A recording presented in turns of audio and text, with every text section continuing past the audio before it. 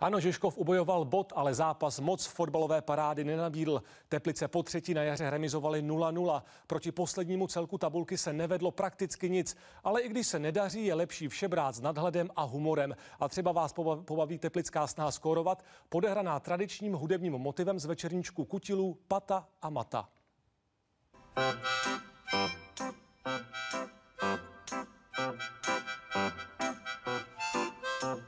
Dneska jsme nepředvedli vůbec nic.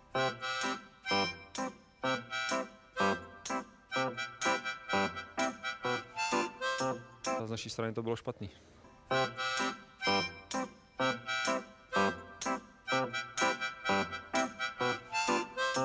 A prostě musíme na to co nejrychleji zapomenout.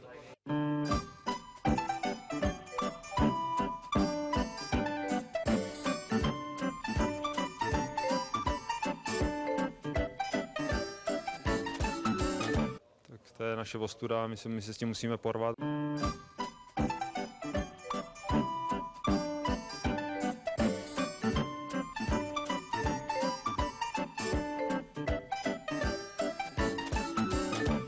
Prostě nevíme, prostě dneska to fakt bylo špatný.